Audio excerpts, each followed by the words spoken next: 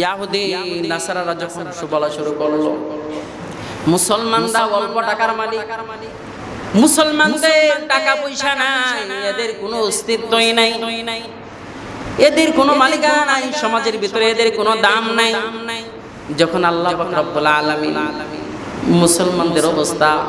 মুসলমানদের অবস্থা যখন ইয়াহুদি নাসারারা ঠাট্টা বিদ্রুপ করে, পয়গম্বরকেও ঠাট্টা করে, আহজাবের যুদ্ধ তথা খন্দকের যুদ্ধের পূর্ব মুহূর্তে মক্কাওয়ালারা কাফেররা যখন মদিনায় আক্রমণ করার জন্য তাদের বিশাল বড় একটা জামাত তৈরি করলো, বিশাল বড় জামাত, তারা মদিনায় নবী এবং নবীর সাহাবীদেরকে হত্যা করে ফেলবে, এই জন্য তারা যুদ্ধের জন্য মক্কা থেকে রওনা দিয়েছে। আল্লাহ পাক রব্বুল আলামিন আসমান থেকে জিবরাইল পাঠাইয়া জানায় দিল যে পয়গম্বর যুদ্ধের জন্য প্রস্তুতি তারা নিতেছে। এবং এক ব্যক্তি এসে মক্কা থেকে মদিনায় এসে সংবাদ দিল যে কাফেররা তো প্রস্তুতি নিছে, পুরাভাবে আপনাদের মদিনার উপরে আক্রমণ করে মদিনা শহরকে তছনছ করে ফেলবে, নবী আপনি এবং আপনার সাহাবা যারা আছে এদেরকে হত্যা করে ফেলবে। পয়গম্বর চিন্তা করলেন অল্প কয়েকজন মুসলমান, এদেরকে নিয়ে ময়দানে লড়া সম্ভব নয়। সাহাবায়ে কেরামদেরকে নিয়ে বসছেন, সাহাবায়ে কেরামদেরকে নিয়ে পরামর্শ করার জন্য বসেছেন। যখন পরামর্শ করার জন্য বসেছেন, কি করা যায়, এদের সাথে তো লড়াই করা হয়তো বা মদিনার বাহিরে লড়াই করা সম্ভব নয়, এখন একটা ফয়সালা করা দরকার, কি করা যায়।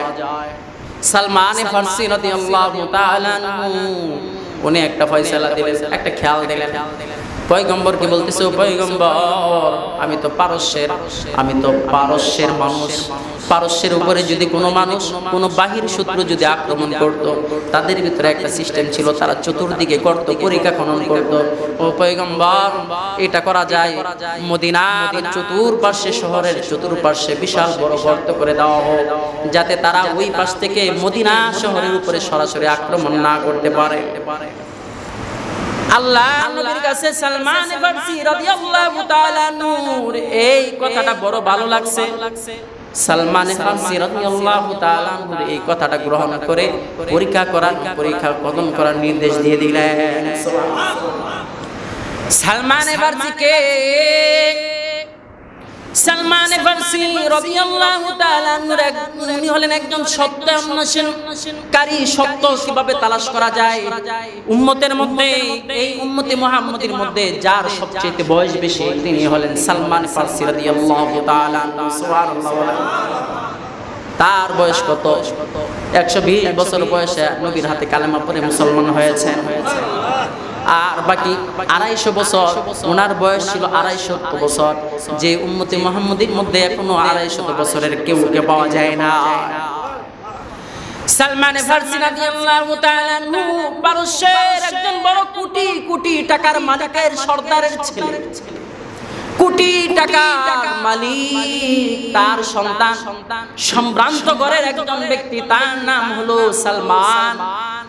সালমান রাদিয়াল্লাহু তাআলা আনহুর বাবা একদিন বলতেছে, ও সালমান আমি অসুস্থ, যাও আমার ক্ষেত খামারগুলো একটু দেখে আসো, আমার বাগানগুলো দেখে আসো। সালমান ফারসি রাদিয়াল্লাহু তাআলা বাগান দেখার জন্য রওনা দিছে। পথিমধ্যে দেখা যায় একটা গির্জা, এই গির্জার ভিতরে কিছু মানুষ ইবাদত করতেছে, কিছু মানুষ সেখানে ইবাদত করে। সালমান ফারসি রাদিয়াল্লাহু তাআলা তাদের অবস্থাটা দেখে তার কাছে খুব ভালো লাগছে। কারণ অগ্নি পূজক, পারস্যের ভিতরে হলো অগ্নি পূজক, অগ্নি পূজারী, তারা অগ্নি পূজা করে। সালমান ফারসির দায়িত্ব ছিল প্রতিদিন সকালবেলা, প্রতিদিন মাগরিবের সময় আগুন জ্বালানো, তারা সেটাকে অগ্নি পূজা করে।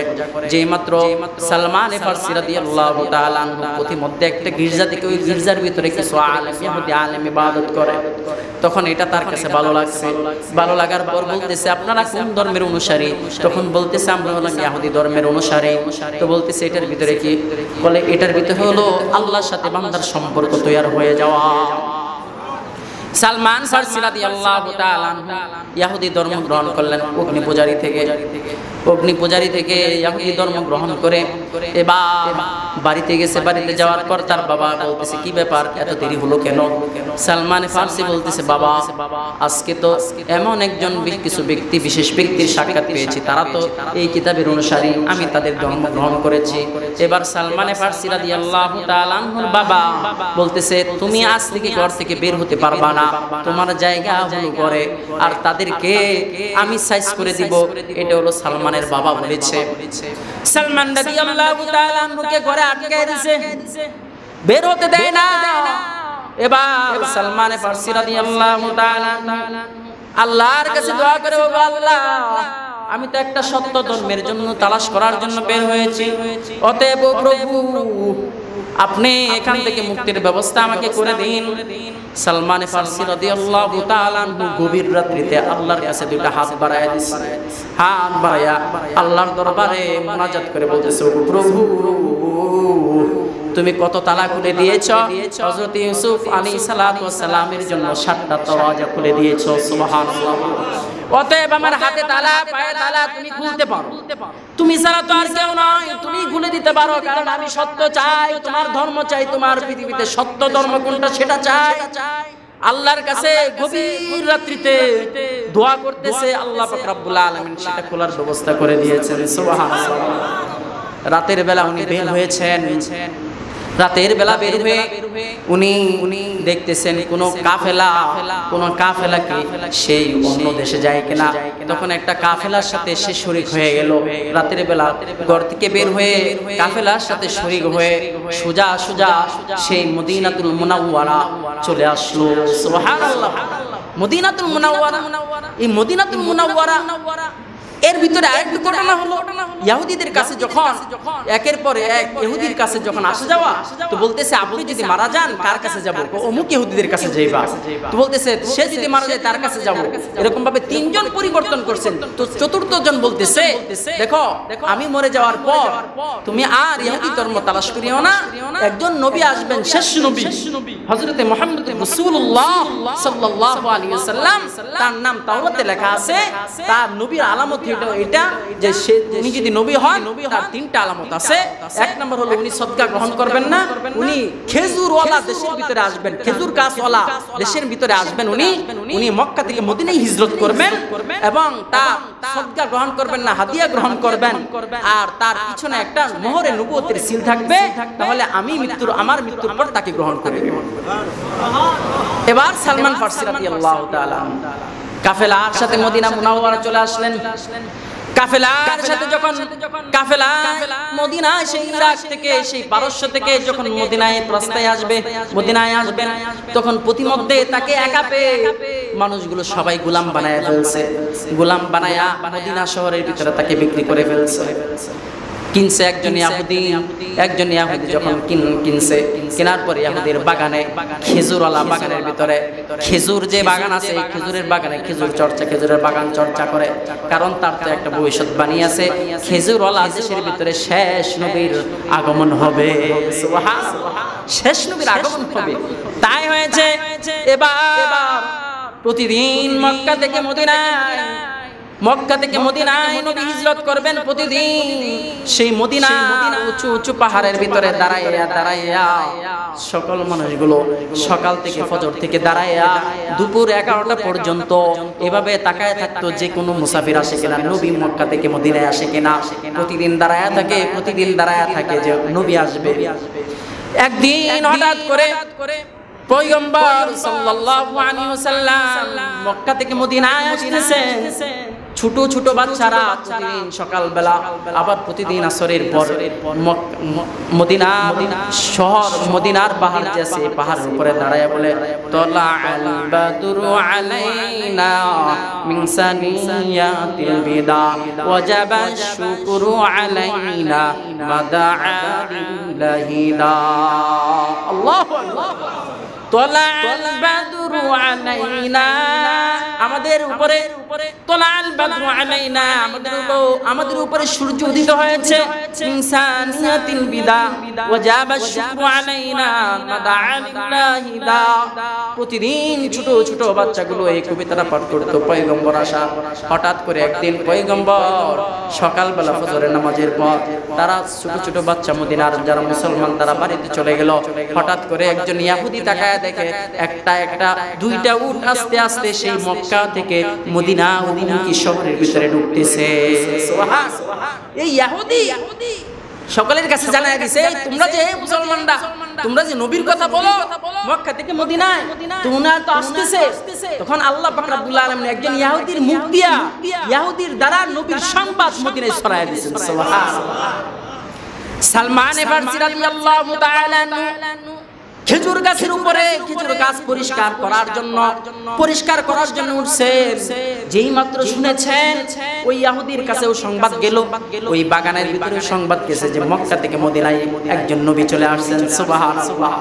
তখন সালমান ফারসি রাদিয়াল্লাহু তাআলা সাথে সাথে আনন্দে আত্মহারা হয়ে, উনি খেয়াল নাই উনি গাছে আছেন না জমিনে আছেন, চট করে এই গাছ থেকে পড়ে গেছে। ইহুদি মারছে সালমান ফারসি রাদিয়াল্লাহু তাআলা আনহুকে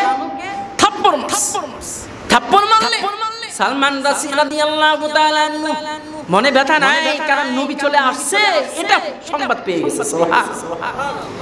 এবার পয়গম্বরের কাছে খেজুরের একটা থুকা নিয়ে সালমান ফারসি রাদিয়াল্লাহু তাআলা আনহু পয়গম্বরের কাছে এসে বলতেছে, পয়গম্বর এটা হলো সাদাকা, এই খেজুরটা হলো সাদাকা। পয়গম্বর বললেন, না, নবীরা সদকা গ্রহণ করে না, আমি নবী সদকা গ্রহণ করি না। এবার সালমান ফারসি রাদিয়াল্লাহু তাআলা আনহু নিয়ে গেলেন। পরের দিন আবার আসছে পয়গম্বরের দরবারে এসে বলতেছে, ইয়া রাসূলুল্লাহ, ওগো পয়গম্বর, এটা হলো আপনার খেজুর, এটা হলো আপনার জন্য হাদিয়া। এবার সাহাবায়ে কেরাম রাদিয়াল্লাহু তাআলা আনহুদেরকে বলতেছে, ও সাহাবায়ে কেরাম, এখানে টানায় রাখো, তোমরাও খাইবা আমাকেও খাওয়াও, কারণ এটা হাদিয়া গ্রহণ করা যায়, সদকা নবীদের জন্য জায়েজ না। সুবহানাল্লাহ। তাওরাত কিতাবের ভিতরে লেখা ছিল নবী হাদিয়া গ্রহণ করে সদকা গ্রহণ করেন না। দুইটা প্রমাণ তিনি পেয়ে গেলেন। একদিন আবু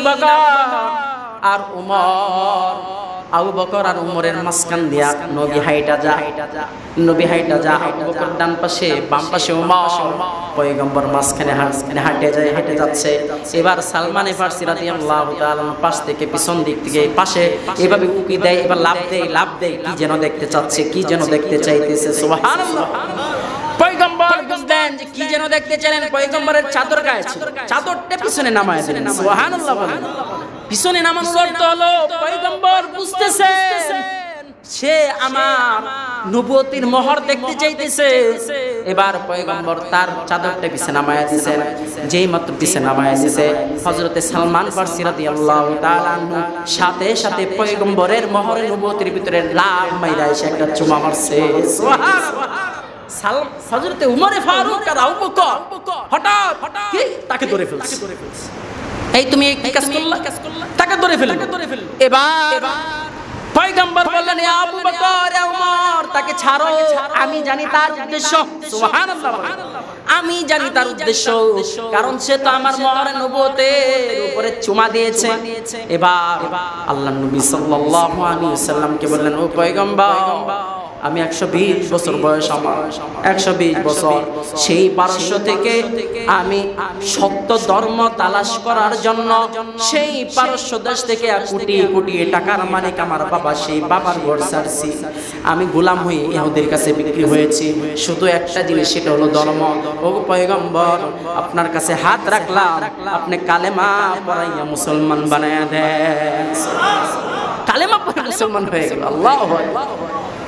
والذين جاهدوا فينا لنهدينهم سبلنا وإن الله لمع المحسنين। যারা আল্লাহর রাস্তায় চেষ্টা করে আল্লাহ তাআলা তাদের রাস্তা আসান করে দেন। হযরতে সালমান ফারসি রাদিয়াল্লাহু তাআলা আনহু সেই পারস্য থেকে চেষ্টা করেছে সত্য ধর্ম তালাশ করা, সত্য ধর্মের উপরে থাকা। এই জন্য আল্লাহ পাক রব্বুল আলামিন তাকে সত্য ধর্ম দেখায় দিয়েছেন, ইসলাম গ্রহণ করে ফেলছেন। সুবহানাল্লাহ। এই সালমান ফারসি রাদিয়াল্লাহু তাআলা আনহু এবার পয়গম্বরের কাছে আসছে। ও পয়গম্বর, কোটি টাকার মালিক আমার বাবা, আমাকে গোলাম হিসেবে ইহুদির কাছে দেওয়া হয়েছে। এবার সালমান মুসলমান হয়ে ইহুদির কাছে বলতেছে, ও ইহুদি, ও মালিক, তুমি আমার কাছে, তোমার কাছে আমি গোলাম, তুমি আমার মুনিব, তুমি কত টাকা হলে, কি হইলে তুমি আমাকে আজাদ করে দিবা? এবার সালমান ফারসি রাদিয়াল্লাহু তাআলা ইহুদি জানায়া দেয়, যদি একটা খেজুরের বাগান উপহার দিতে পারো আর একটা স্বর্ণের টুকরা যেটা 1 কেজি পরিমাণ হবে, তাহলে তুমি মুক্তি। সুবহানাল্লাহ। এবার পয়গম্বরের কাছে আসছে, সাহাবায়ে কেরামকে নিয়ে পয়গম্বর বসে রয়েছে। বসে থাকার পর সালমান ফারসি রাদিয়াল্লাহু তাআলা আনহু আসলেন, মনটা খারাপ। তারপরে পয়গম্বর বলতেছে, ও পয়গম্বর, পয়গম্বরকে বলতেছে, ও পয়গম্বর, একটা কষ্টের কথা আপনার কাছে শেয়ার করতে আসছি। বলো কি কষ্টের কথা? বলতেছে, ও পয়গম্বর, এই মালিক তো আজাদ করবে না খেজুরের বাগান ছাড়া এবং এক টুকরা স্বর্ণে 1 কেজি স্বর্ণ ছাড়া। পয়গম্বর বললেন, ঠিক আছে, আমি খেজুরের গাছের ব্যবস্থা করে দিব। তো পয়গম্বর সাল্লাল্লাহু আলাইহি ওয়াসাল্লাম বললেন, খেজুরের চারা নিয়ে আসো মরুভূমি প্রান্তরের ভিতরে। পয়গম্বর যতগুলো চারা ছিল সকল চারাগুলো লাগায় দিছে। 1 বছরের ভিতরে সকল খেজুর গাছের ভিতরে খেজুর চলে আসছে। সুবহানাল্লাহ। একটা খেজুর গাছে খেজুর আসে নাই। বলতেছে, এই গাছটা কে রোপণ করেছে? ওমর বলতেছে, ও পয়গম্বর, আমি। ও পয়গম্বর, আমি রোপণ করেছি। তখন বলল, ঠিক আছে, এটা আবার তুলো। আবার আল্লাহর নবী হাত দিয়ে লাগায় দিয়েছে। যে একটা খেজুর গাছে খেজুর আসতে 3 থেকে 4 বছর লাগে, ওই আল্লাহর নবীর হাতের বরকতে, আল্লাহর নবীর হাতের মুজিজায় 1 বছরে পুরা যতগুলা খেজুর গাছে ছিল সকল খেজুর গাছের ভিতরে আল্লাহ খেজুর ধরায় দিয়েছে। একটা স্বর্ণের টুকরা, একটা স্বর্ণের টুকরা পাইছে, আল্লাহ নবী এটা মাপ দিছে, 1 কেজি পরিমাণ হয়ে গেছে। আল্লাহ পাক রব্বুল আলামিন তাকে মুক্তির ব্যবস্থা করে দিলেন। এই সালমান ফারসি রাদিয়াল্লাহু তাআলা আনহু খুব পরামর্শ দিলেন, রায় দিলেন, ও পয়গম্বর, মদিনায় আক্রমণ যে করবে, আমরা তো পারস্য দেখেছি, যদি বাহির শত্রু আক্রমণ করতো তো চতুর্দিকে খনন করতো, রাস্তা খনন করতো, পরিখা খনন করতো, গর্ত। ও পয়গম্বর, এটা করা যায়। তো পয়গম্বর সাল্লাল্লাহু আলাইহি ওয়াসাল্লাম তাই করলেন। সুবহানাল্লাহ। ওমা তৌফিক ইল্লা বিল্লাহ। যে আয়াত আসলে আজকে আয়াতের শেষে আগামী জুমা কুলিল্লাহুম্মা মালিকাল মুলকি, এই আয়াতের ইনশাআল্লাহ তাফসীর হবে, আলোচনা হবে। আল্লাহ তাআলা আমাদের সকলকে বুঝে শুনে আমল করার তৌফিক দান করুন। আমিন। ওয়া আখিরু দাওয়ানা আলহামদুলিল্লাহি রাব্বিল আলামিন। যারা সুন্নাত পড়েন, যারা কথা বলেন সুন্নাত পড়ে